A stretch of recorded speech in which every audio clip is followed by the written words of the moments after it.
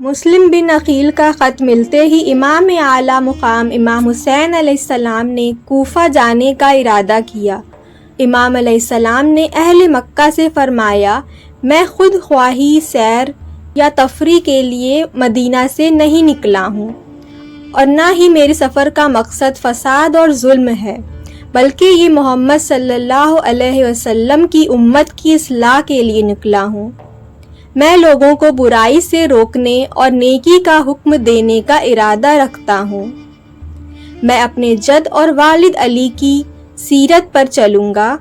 جس وقت امام حسین کوفہ کے لیے روانہ ہوئے، محمد بن حنفیہ، ابن عمر اور ابن عباس جیسے صحابہ اکرام نے آپ کو کوفہ جانے سے روکا۔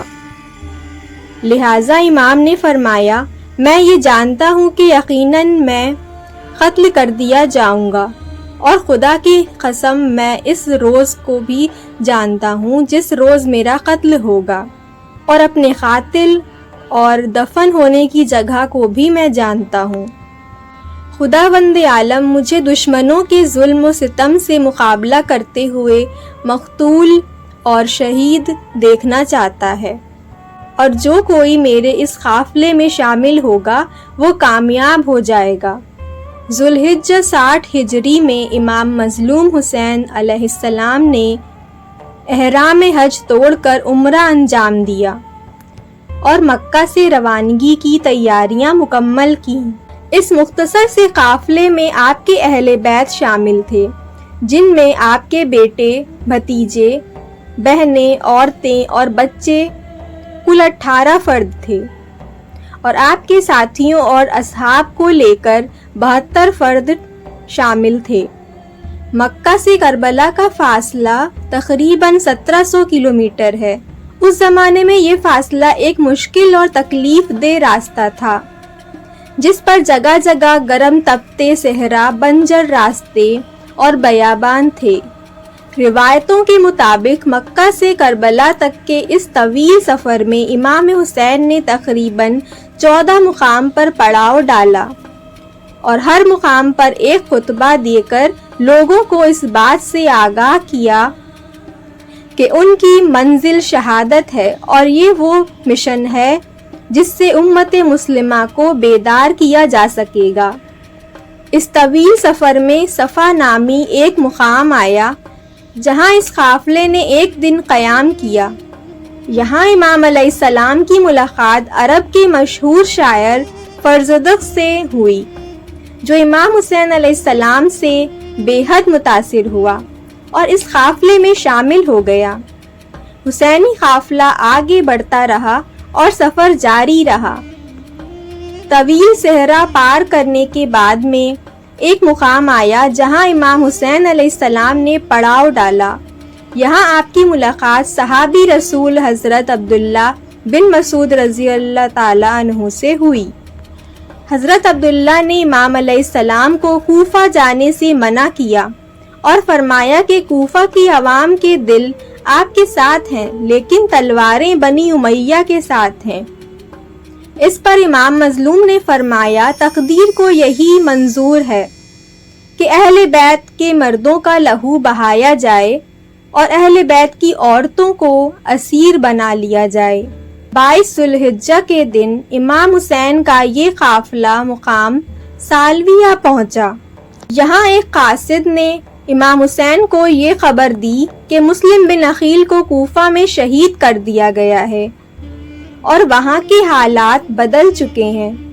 یہ خبر سن کر لوگ گھبرا گئے، لیکن امام حسین علیہ السلام پرسکون رہے۔ رات ہوئی تو امام نے اپنے تمام ساتھیوں کو جمع کیا اور ان سے فرمایا کہ ہم اب موت کی طرف بڑھ رہے ہیں، لہٰذا رات کے اندھیرے میں جو جانا چاہے وہ واپس چلا جائے، میں تم سے اپنا ذمہ اٹھا لیتا ہوں۔ اس پر امام کے ساتھیوں کے آنکھوں سے آنسو جاری ہو گئے اور وہ اس قدر روئے کہ ان کی داڑھی تر ہو گئی۔ پھر انہوں نے امام حسین سے فرمایا کہ ہم آپ کا ساتھ ہرگز نہیں چھوڑیں گے یہاں تک کہ ہم شہید ہو جائیں۔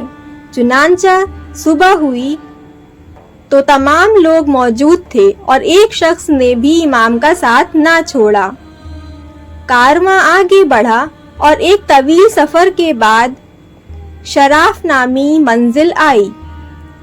یہاں ایک تالاب موجود تھا، لہٰذا قافلے والوں کو امام حسین نے یہ حکم دیا کہ پانی بھر لو اور مشکور کر لو۔ لہٰذا لوگ خوب سیراب ہو گئے اور پانی کو ذخیرہ کر لیا۔ کچھ دیر آرام کرنے کے بعد قافلہ آگے بڑھا۔ روایتوں سے پتہ چلتا ہے کہ لوگوں کو اس مقام کے بعد کربلا تک پھر پانی میسر نہ ہوا۔ حسینی قافلہ گرم تپتے ریگستان میں کوفہ کی جانب رواں دواں تھی۔ یہ دوپہر کا وقت تھا اور ذی حشم کا علاقہ قریب تھا کہ دور سے کچھ چیزیں حرکت کرتی نظر آئیں، لہٰذا غور کرنے پر معلوم ہوا کہ گھڑ سوار فوج ہے۔ لہٰذا امام علیہ السلام کے حکم سے آپ کے ساتھیوں نے تلواریں نکالی اور جنگی محاذ بنایا۔ یہ دراصل 1000 لوگوں پر مشتمل فوج تھی جسے ابن زیاد نے بھیجا تھا۔ اس لشکر کا سپہ سالار حر بن یزید ریاحی نامی شخص تھا، مگر جب قافلہ حسینی قافلے کے قریب پہنچا تو حر نے امام سے کہا کہ ہمیں امیر کی طرف سے یہ حکم ملا ہے کہ ہم آپ کو اس وقت تک نہ چھوڑیں جب تک ابن زیاد کے پاس کوفہ نہ پہنچا دیں۔ اس پر امام حسین نے فرمایا، اے لوگوں، اللہ سے ڈرو، میں تمہارے پاس اس وقت تک نہیں آیا جب تک تمہارے خطوط مجھے نہیں ملے۔ وہ خطوط تمہارے ہی قاصدوں نے مجھ تک پہنچائے تھے۔ حر نے جواب دیا کہ ہمیں ان خطوط کے بارے میں کچھ خبر نہیں ہے۔ لہٰذا امام کے حکم سے آپ کے ایک ساتھی نے خطوط سے بھرے ہوئے 2 تھیلے لائے اور ان کے سامنے انڈیل دیے۔ حر نے کہا، خدا کی قسم، میں ان خطوط لکھنے والوں میں سے نہیں ہوں، لیکن مجھے حکم ہوا ہے کہ میں آپ کے ساتھ رہوں اور آپ کو کوفہ تک پہنچا دوں۔ اس کے بعد امام نے اپنے ساتھیوں کو حکم دیا کہ سوار ہو جائیں اور قافلہ آگے بڑھا۔ حسینی قافلہ قادسیہ کے راستے سے بائیں جانب چل رہا تھا اور حر کا لشکر آپ کے ساتھ ساتھ چلتا جا رہا تھا۔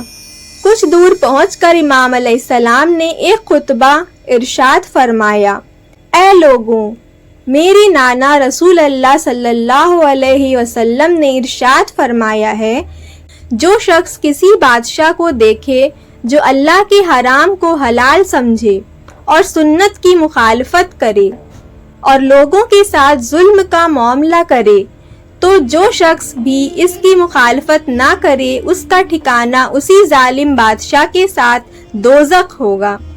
یزید نے شیطان کی پیروی کو اختیار کر رکھا ہے اور رحمان کی اطاعت کو چھوڑ دیا ہے اور زمین میں فساد پھیلا رہا ہے۔ اگر تم میرا ساتھ دو گے اور میری بیعت پر قائم رہو گے تو ہدایت پاؤ گے۔ میں رسول اللہ کی لخت جگر فاطمہ کا بیٹا ہوں اور میری جان آپ لوگوں کی جانوں کے ساتھ ہے۔ خود حر بھی اس خطبے کو سن رہا تھا۔ حر بن یزید پہلے سے ہی اہل بیعت کا احترام دل میں رکھتا تھا، لہٰذا وہ امام علیہ السلام کے خطبے سے بہت متاثر ہوا۔ بہرحال قافلہ حسینی آگے کو چلا اور نینوا کے قریب ایک تپتا ہوا سرزمین دکھائی دیا۔ یہ 2 محرم کی تاریخ تھی۔ یہاں عمر بن سعد کا ایک عظیم لشکر دکھائی دیا۔ امام علیہ السلام نے اپنے ساتھیوں سے پوچھا، اس جگہ کا نام کیا ہے؟ لوگوں نے عرض کیا، کربلا۔ تو آپ نے فرمایا، یہی کربلا یعنی پریشانیوں اور مصیبتوں کا مقام ہے اور یہی ہمارے خون بہنے کی جگہ ہے۔